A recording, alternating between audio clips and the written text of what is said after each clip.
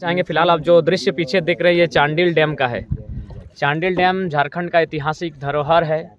इस डैम का निर्माण जब किया गया था तो शायद यह उद्देश्य रखा गया होगा कि इस डैम का पानी खेतों तक जाएगा, सिंचाई का साधन होगा, या फिर यहाँ से बिजली उत्पादन किया जाएगा और वह बिजली गांव तक जाएगी, लोगों को सुविधा होगी। आप शायद देखे नहीं है, लेकिन जब आप देखेंगे तो आपकी आंखें फटी की फटी रह जाएंगी। लगभग 30 किलोमीटर की लंबाई तक ये डैम है। 12 किलोमीटर से लगभग 16 किलोमीटर की चौड़ाई तक यह डैम है। और भले यह डैम को देखने के बाद आपको सुंदर लगता हो, इसकी सुंदरता का एहसास होता हो, लेकिन कहीं ना कहीं इस डैम को बनाने में जो क्रूरता दिखी है, जो क्रूरता का कार्य किया गया, वो शायद ही बहुत कम लोगों को दिखता है। क्रूरता हम इसलिए कहना चाहेंगे क्योंकि आप देख सकते हैं इतना विशाल पानी, चारों तरफ पानी से भरा हुआ है डैम। 116 गाँव को उजाड़ा गया है। 116 गाँव आज भी दुख के आंसू रो रहे हैं। उनमें शायद कुछ प्रतिशत लोगों को विस्थापित होने के बाद 25 डिसमिल ज़मीन मिला है, किन्हीं को 12.5 डिसमिल, तो किन्हीं को छोटी मोटी रोकड़ियाँ मिली हैं। लेकिन आज भी बहुत ज़्यादा लोग इस विस्थापन के कारण दुख के साथ अपना जीवन यापन करते हैं। और खासकर आप जो देख रहे हैं, डैम जहाँ ख़त्म होता है उसके बाद जो गाँव दिखते हैं, उन गाँवों की स्थिति आज भी बहुत ख़राब है। आज भी वो लोग उम्मीद करते हैं कि शायद कोई ऐसा कानून बने जिससे उनको विस्थापन का दर्द जो है वो सुन सके, और उनके लिए जो उनकी ज़मीनों को छीना गया, 116 गाँव को डुबाया गया है, शायद उनको ज़मीन के बदले ज़मीन मिले और छोटी मोटी चाकरी मिले, जिससे उनका घर परिवार जीवन खुशहाल हो सके। 116 गाँव आप कल्पना कर सकते हैं, 116 गाँव अपना अपना जीवन काल में घूमे नहीं होंगे। आप अपने पूरे परिवार के जो रिलेशन होंगे आसपास में, उनके साथ आप पूरे 116 गाँव का भ्रमण नहीं किए होंगे। इतना सोच सकते हैं आप, 116 गांव इस डैम को बनाने के लिए डूबा है। 116 गांव, एक दो गांव नहीं साथियों, 116 गांव की कहानी है ये, जिनके कारण ये डैम बना है, जिनकी ज़मीनों पर ये डैम बना है। एक दो नहीं, पूरे 116 गांव आप पीछे देख सकते हैं। चांडिल का डैम, अगर आए नहीं है तो कभी आकर देखिएगा। आपको इस डैम को देखने के बाद सुंदरता का एहसास होगा कि डैम कितना सुंदर है, कितनी सुंदरता है इस डैम में। लेकिन मुझे क्रूरता दिखती है, क्रूरता झलकती है, किस प्रकार गाँव, किसान, मजदूर लोगों को यहाँ से विस्थापित किया गया है, उनकी ज़मीनों को छीन लिया गया है। 1.5 रुपया 2 रुपया डिसमिल देकर ज़मीनों को लिया गया है। बहुत दुख अपनी दुख गाथा को सुनाता है। ये डैम जब बना तो शायद लोग सोचे होंगे इस डैम का पानी खेतों तक जाएगा, सिंचाई का साधन होगा, लेकिन जी नहीं, इस डैम का पानी उड़ीसा तक जाता है। हम क्यों ठिका लें? हमने किसी का अधिकार को छीना नहीं है। हम अपनी मौत का फरमान लिखकर दूसरे को खुशहाल कब तक करते रहें? जी हाँ, ये डैम का पानी उड़ीसा तक जाता है और झारखंड के किसान, सुखाड़ घोषित हो जाता है झारखंड में फसल नहीं उग पाती है पानी के अभाव के कारण। तो यदि डैम बनना ही था तो इस डैम का पानी नहर के माध्यम से सिंचाई के लिए झारखंड के किसानों को, खासकर जो विस्थापित हुए हैं, चांडिल कुकड़ू क्षेत्र के लोगों को, निमडी इचागढ़ क्षेत्र के लोगों को ये पानी का लाभ मिलना चाहिए था। लेकिन दुर्भाग्य, दुख का विषय है, आज यह डैम देख सकते हैं हमारे पीछे। हम लोग फिलहाल डैम के बीचों बीच नौका से विहार कर रहे हैं इस विशाल डैम का। आप इस डैम की अंदाज़ा लगा सकते हैं कितना विशाल ये डैम है, कितना विशाल सीमा।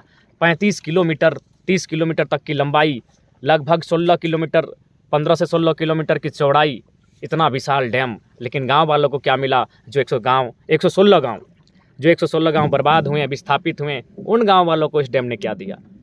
यहाँ बिजली उत्पादन भी नहीं हुआ है, जो हम कह सकते हैं कि आप बिजली का उत्पादन किए हैं। हाँ, एक छोटा सा कोने में मछली का उत्पादन होता है, पता नहीं उस मछली के उत्पादन से 116 गाँव में मात्र 16 लोगों की भी जीविका चलती है कि नहीं, ये बहुत बड़ा प्रश्न उठता है। सुनने में आया डैम का पानी उद्योग के लिए जाता है। अगर जाता है तो कहीं ना कहीं यह किसानों के साथ छल है। क्या ये भारत देश केवल उद्योगपतियों का देश रहेगा, जो आप बड़ी मात्रा में किसानों की ज़मीन पहले लूट कर ले लेंगे, उस पर डैम बनेगा और वह पानी केवल उद्योग के लिए जाएगा? उद्योग बनने के लिए भी हज़ारों एकड़ ज़मीन किसानों से लूट कर पुलिस प्रशासन के दम पर लाठी के जोर पे लिया जाता है। आखिर इस देश में ऐसी व्यवस्था कब तक? हम लोग ना विकास के विरोधी हैं, और हम लोग भी चाहते हैं बिल्कुल ज़मीनों पर डैम बने, लेकिन आप इतने विशाल 116 गाँव को डुबाकर डैम बनाने से अच्छा है इसके स्थान पर 4-5 छोटा डैम बना देते हैं। 10-10 किलोमीटर के दायरे में छोटा डैम बनाते हैं, और उसमें मैक्सिमम ऐसी ज़मीनें आती जो शायद बंजर ज़मीन हो, गैर उपजाऊ ज़मीन हो, जहां लोगों का बसाव ना हो, जहां लोगों का घर द्वार ना हो, ऐसी ज़मीनों को चिन्हित करना चाहिए था। लेकिन 116 गाँव आज डूब चुके हैं। उनके आँखों से इतने ही आंसू आए होंगे शायद जितना इस डैम में है। आज 40 साल 50 साल का इतिहास, 116 गाँव, उनकी आंखों से जितना आंसू बहा होगा, शायद उस आंसू को अगर दर्द के साथ तुलना कर दिया जाए तो इस पानी, जितना इस डैम में पानी है, उतना ही उनकी आंखों से आंसू बहा होगा, अगर हम अनुपात में ले ले तो। इतना दर्द झारखंड के साथ। हम फिर कहेंगे ना हम डैम बनने के विरोधी हैं, ना विकास के विरोधी हैं, ना कंपनी फैक्ट्री लगने के विरोधी हैं। हमारी पहली मांग ये है कि आप जिनकी ज़मीनें लेती हैं उन्हें लाभ मिले। लाभ टाटा, अंबानी, अडानी, वेदांता, बिरला, बजाज को नहीं, लाभ पहले किसानों को मिले जिनकी ज़मीनों को आपने उजाड़ कर डैम बनाया है। पहला काम होना चाहिए यहाँ सिंचाई की व्यवस्था। इस पानी को नहर के माध्यम से किसानों के खेत तक जाना चाहिए था। फिर आप अगर बिजली बनाते हैं तो बिजली का जो लाभ 10 किलोमीटर के रेडियस में गांव वालों को निःशुल्क मिलना चाहिए था। मछली पालन जैसे योजनाओं को सुचारू रूप से संचालित करना चाहिए था, जिससे मैक्सिमम किसान फायदे में आ सके और उन्हें कभी ये दुख का आभास नहीं होता कि चलो हमने अगर ज़मीन दिया, हमारे गांव अगर डूब गए तो चलो कुछ तो मिला, हमें रोजगार का साधन तो मिला। लेकिन यदि इस डैम का पानी केवल उद्योग के लिए जाएगा, केवल बड़े बड़े चंद कॉरपोरेट्स घरानों को जाएगा, मिलियन ट्रिलियन पर्सन लोगों को जाएगा, तो मुझे लगता है किसानों के साथ आज भी लोकतंत्र के भारत में सरासर नाइंसाफ़ी ही होता है। आज भी उनके दुख को सुनने वाला कोई नहीं है। यही दशा है झारखंड की, पूरे झारखंड की यही दशा है। दर्जनों डैम बने हैं, लगभग करोड़ों एकड़ में ज़मीनें ली गई हैं, लेकिन उन किसानों को कुछ नहीं मिला। शायद कुछ प्रतिशत को मिला होगा, बाकी मैक्सिमम लोगों के आंखों के सामने अंधेरा और उनका जीवन अंधकारमय हो गया उनकी ज़मीनें छीनने के बाद। उन्हें विस्थापन मिला, बीमारियां मिली, प्रताड़ना मिला और गालियां मिली, अवहेलना मिला और कभी कभी पुलिस प्रशासन द्वारा फर्जी केस मिला। तो ये कहानी है चांडिल डैम।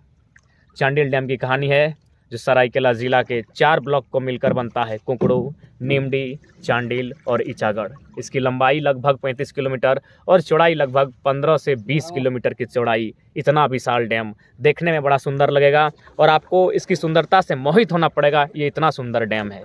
लेकिन मुझे सुंदरता के स्थान पर क्रूरता दिखती है। किस प्रकार किसानों के साथ क्रूरता किया गया है, उनके ज़मीनों को मात्र 2 रुपया 1.5 रुपया डिसमिल देकर छीन लिया गया है एक तरह से, और आज भी वो विस्थापित के जीवन को यापन कर रहे हैं।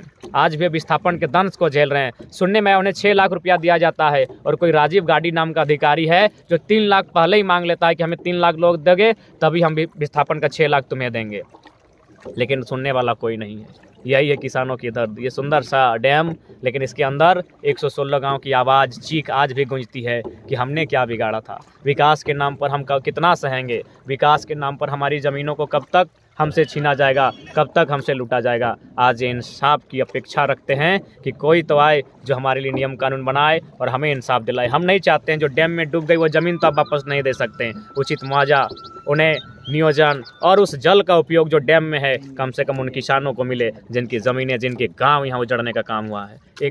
फिलहाल हम लोग चांडिल डैम से बाहर आ चुके हैं और आप जो पीछे देख रहे हैं ये घर है, ये छोटा छोटा घर है। इसको देख के आप ये मत सोचिए कि यहाँ लोग नहीं रहते हैं। ये मिट्टी का घर है, पुआल का घर है। ये लोग जानबूझ के ऐसा ही घर बनाते हैं, एक छोटा सा बस्ती है, इसलिए बनाते हैं कि चांडिल डैम का पानी इनके घरों तक आ जाता है और प्रत्येक साल जो इनकी नियति है, हर बार घर इनका गांव डूब जाता है। इसलिए आप देख सकते हैं इनका घर ऐसा है कि आप देख के थोड़ा आश्चर्य होगा। बिल्कुल आप देख सकते हैं ये पुआल का घर, ऊपर से कांटा भी है। पीछे आप देख सकते हैं लगभग ऐसे 15-16 मकान हैं जो मिट्टी के हैं और अलग मात्र 3 फीट ज़मीन से मात्र 3 फीट की ऊंचाई।